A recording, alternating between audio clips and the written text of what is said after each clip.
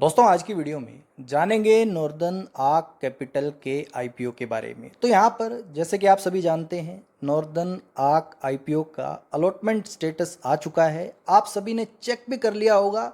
सो यहाँ पर 23 यानी कि कल के दिन सोमवार को आपके डीमेट अकाउंट में शेयर्स क्रेडिट हो जाएंगे और 24 तारीख को 24 सितंबर 2024 को मंगलवार के दिन यहाँ पर ये स्टॉक लिस्ट हो जाएगा। तो यहाँ पर मैंने 7 लॉट्स अप्लाई किए थे और एक लॉट बेसिकली मुझे जो है अलॉट हुआ है। तो यहाँ पर कुछ डिटेल्स बेसिकली जो है बड़ी गहराई से इस स्टॉक के बारे में डिस्कस करते हुए नजर आएंगे और लिस्टिंग डे पर कैसी परफॉर्मेंस हो सकती है इसके बारे में भी जो है कुछ जिक्र करते हुए नजर आएंगे। तो यहाँ पर कुछ डिटेल्स मैंने नोट डाउन की है वो मैं आप लोगों के साथ शेयर करना चाहूँगा ताकि आप लोग भी इस जो है आईपीओ से रिलेटेड जानकारी जुटा सके। तो यहाँ पर जैसे कि बेसिकली आप जानते हैं 9 बजे सुबह जो है मार्केट ओपन हो जाती है और आईपीओ जो भी होता है 10 बजे के आसपास उसकी लिस्टिंग बेसिकली जो है बाज़ार में हो जाती है। तो यहाँ पर जैसा कि इसका ग्रे मार्केट प्रीमियम स्टार्टिंग में दिखाई दे रहा था ये लगभग 200 रुपये तक चला गया था, लेकिन फिर बाज़ार में कुछ फॉल देखने को मिला और ये जो ग्रे मार्केट प्रीमियम है इसमें थोड़ी सी गिरावट आई और ये गिर कर के लगभग 120 रुपये तक आ गया। करंट मौजूदा सनेरियो पर अगर बेसिकली ग्रे मार्केट प्रीमियम को देखा जाए ये लगभग 167 रुपये के आसपास बेसिकली कहीं ना कहीं दिखाई दे रहा है। और इसको परसेंटेज टर्म्स में बेसिकली आप लोगों के साथ शेयर करूं तो यहाँ पर बेसिकली परसेंटेज टर्म्स में ये लगभग 60 से 65% तक के जो है लिस्टिंग गेन्स दिखाई दे रहे हैं। तो सबसे पहला क्वेश्चन कि लिस्टिंग डे पर किस हिसाब से हमें फ़ायदा हो सकता है। तो बेसिकली जो है जिस प्रकार का ग्रे मार्केट प्रीमियम करंट में दिखाई दे रहा है तो यहाँ पर लगभग लगभग जो प्राइस बैंड था अपर प्राइस बैंड था 263 रुपीज़ के आसपास था और जो listing gain basically grey market premium के अकॉर्डिंग दिखाई दे रहे हैं वो है लगभग 158 से 160 के आसपास के। तो अगर यहाँ पर यही same listing gains listing day वाले दिन आते हैं तो लगभग कहीं ना कहीं 420 के आसपास लिस्टिंग आपको जो है इस स्पेसिफिक आईपीओ की दिखाई दे सकती है।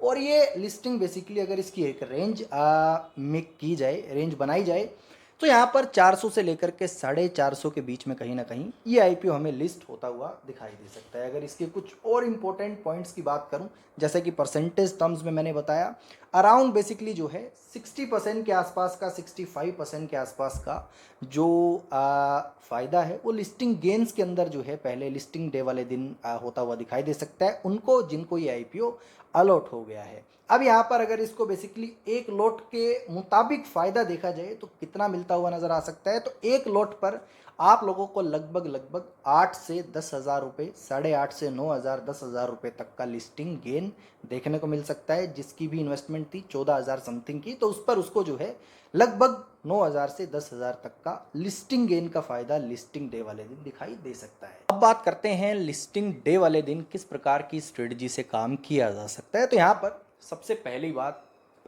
2 से 3 तरीके के निवेशक होते हैं। पहला, जिन्होंने लिस्टिंग गेन्स के लिए यहाँ पर अप्लाई किया था तो सिंपली जो है जो भी लिस्टिंग गेन उस दिन आएंगे वो एक जो है बेसिकली अंदाज़ा आप भी लगा सकते हैं, हम भी लगा सकते हैं, या जो भी XYZ लिस्टिंग गेन्स उस दिन आएंगे तो यहाँ पर लिस्टिंग गेन्स लेकर के एग्जिट किया जा सकता है। तो सबसे पहली स्ट्रेटजी तो यही रहती है जिन्होंने लिस्टिंग के लिए बेसिकली अप्लाई किया है। दूसरा, जो यहाँ पर लॉन्ग टर्म इन्वेस्टमेंट के लिए इस स्टॉक के आईपीओ को लेकर के बैठे हैं तो उन्हें क्या करना चाहिए, उन्हें जो भी करना चाहिए वो उनका खुद का डिसीजन होगा, लेकिन हम उसके लिए कंपनी के कुछ पॉजिटिव और नेगेटिव साइड्स जान सकते हैं, प्रो एंड कॉन्स जान सकते हैं शायद, जिससे जो है आपको डिसीजन लेने में काफ़ी हेल्प साबित हो।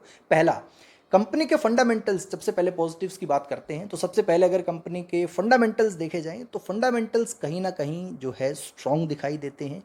कंपनी के जो ऑपरेटिंग प्रॉफिट मार्जिन्स हैं वो 16 से 17% के आसपास हैं और अगर आप उस जो है इंडस्ट्री के पीयर्स से कंपेयर करेंगे तो वो लगभग लगभग हाईयर साइड के देखने को मिलते हैं।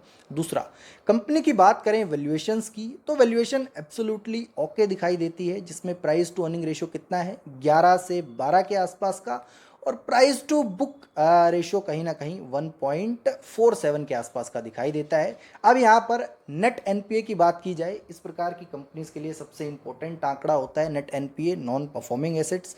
सो नेट एनपीए की बात की जाए तो यहाँ पर नेट एनपीए में इनका जो नंबर है वो काफ़ी स्ट्रॉन्ग है, सबसे ज़्यादा कम है। अगर इनका नेट एनपीए इनके इंडस्ट्री वाले पीयर्स या और अदर कंपिटिटर्स से कंपेयर किया जाए तो यहाँ पर बीच में नहीं, सबसे कम जो है इस स्पेसिफिक कंपनी का नेट एनपीए आपको देखने को मिलेगा। आप इसकी कंपनी के जो बेसिकली बैलेंस शीट है या नेट एनपीएज हैं उनको खोल करके जब कंपेयर करेंगे तो आप ये आंकड़ा दुरुस्त पाएंगे।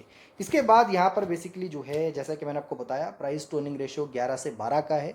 वीज़ा वीज़ अगर इंडस्ट्री का देखा जाए तो कहीं ना कहीं 8 से लेकर के 32 के प्राइस टू अर्निंग रेशियो पर आपको डिफरेंट स्टॉक्स देखने को मिलेंगे। जो छोटे प्राइस टू अर्निंग रेशियो पर है वो काफ़ी छोटी कंपनीज हैं, लेकिन 8 से लेकर के 32 के प्राइस टू अर्निंग रेशियो पर चीज़ें देखने को मिलती हैं।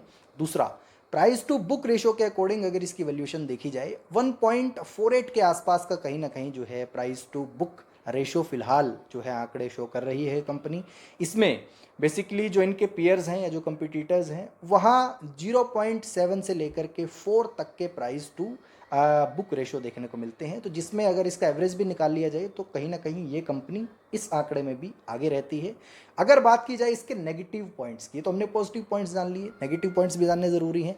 तो नेगेटिव पॉइंट्स की अगर बात की जाए तो यहाँ पर बेसिकली बहुत सारा कंपटीशन है इस सेक्टर में, डिफरेंट प्लेयर्स देखने को मिलते हैं और कंपटीशन से भरा हुआ सेक्टर है। दूसरा, यहाँ पर पिछले कुछ पास्ट जो है समय से आप भी देख पा रहे हैं, हम सब नोटिस कर पा रहे हैं, ये सेक्टर उतना बढ़िया परफॉर्म नहीं कर पा रहा है। यहाँ पर जो है रिटर्न पर्सपेक्टिव में सभी कंपनीज की वैल्यूएशन काफ़ी इस सेक्टर में जेन्युइन दिखाई देती है। तो यहाँ पर ये सिनेरियो है कहीं ना कहीं जो है, जो भी लॉन्ग टर्म इन्वेस्टमेंट के बारे में सोच सकते हैं। अगेन मैं कहना चाहूँगा, कोई भी अगर आप राय ले अपने अकॉर्डिंग ले, मेरे अकॉर्डिंग सिर्फ और सिर्फ जो है चीज़ें रिसोर्सफुल तरीके से जाननी है। राय आप अपने अकॉर्डिंग बना सकती है, कोई भी डिसीजन होगा वो एब्सोल्युटली आपका अपना डिसीजन होगा।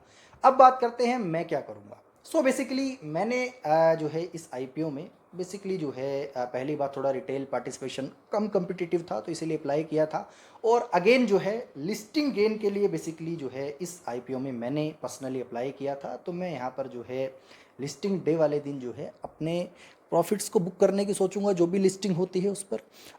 अगेन बेसिकली मैं कहना चाहूँगा, मुझे फॉलो नहीं करना है, अपने अकॉर्डिंग आपको कोई भी डिसीजन बनाना है, मेरे कहने से राय नहीं बनानी है। मेरे कहने से सिर्फ और सिर्फ कंपनी के आंकड़े या कंपनी की कुछ इंपॉर्टेंट इन्फॉर्मेशन और डिटेल समझनी है। इसके बाद बेसिकली जो है अब जिन्हें अलॉटमेंट नहीं मिली वो क्या कर सकते हैं। सो यहाँ पर सबसे पहले चीज़ें समझिएगा, कंपनी की मार्केट कैपिटलाइजेशन फिलहाल है 4100 करोड़ के आसपास की। और अगर बेसिक ये लिस्ट होने से पहले की अभी की है जो है आफ्टर लिस्टिंग, इसमें बेसिकली जो है 60-65% तक का लिस्टिंग गेन दिखाई दे रहा है according to current grey market premium. So after listing ये वैल्यूएशन कहीं ना कहीं जो है अभी के आंकड़ों के मुताबिक 7,000 या 7100 करोड़ के आसपास होती हुई नज़र आ सकती है। सो यहाँ पर अगर आप जो है वैल्यूएशन पॉइंट ऑफ व्यू से चीज़ें देखते हैं तो वैल्यूएशन कहीं ना कहीं सही है। बाकी यहाँ पर जो है किस तरीके का डिसीज़न आपको लेना है, जिन्हें अलॉटमेंट नहीं मिली है वो 2 पॉइंट्स ध्यान में रख के डिसीज़न ले सकते हैं। पहला, वैल्यूएशन कंपनी की देख सकते हैं किस प्रकार की वैल्यूएशंस हैं, उनके सेक्टर्स के अकॉर्डिंग जो है वैल्यूएशंस कंपेयर कर सकते हैं। दूसरा, यहाँ पर लिस्टिंग वाले दिन किस प्रकार का सिनेरियो रहता है, किस प्रकार से लिस्टिंग गेन्स आते हैं, क्या सिनेरियो बनता है।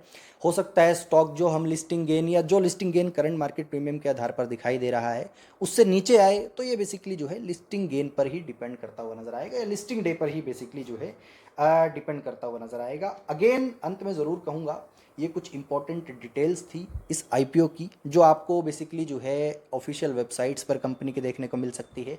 कुछ और आंकड़े अगर आप उठाओगे वहाँ भी देखने को मिल सकती है। तो यहाँ पर कोई भी डिसीज़न जो है बेसिकली इस आईपीओ से रिलेटेड लें, आप अपने अकॉर्डिंग लें, बिल्कुल अपने अकॉर्डिंग कोई भी डिसीज़न लिया जा सकता है। मेरे कहने से सिर्फ और सिर्फ डिटेल्स समझनी है, उसके बाद कोई भी डिसीज़न होगा वो आपका अपना होगा। क्या आपको इस आईपीओ की अलॉटमेंट हुई है? कमेंट बॉक्स में ज़रूर बताइएगा। आप में से किस किस बंदे को जो है इस आईपीओ की और इससे पास्ट जो 2 आईपीओ थे उनमें से कितने आईपीओ अलॉट हुए हैं, और अगर अलॉट हुए हैं तो कितने बेसिकली जो है अलॉट आपने अप्लाई किए थे, कितने मिले हैं। ये सारी बातें चलिए हम जो है कमेंट बॉक्स में डिस्कस करते हैं।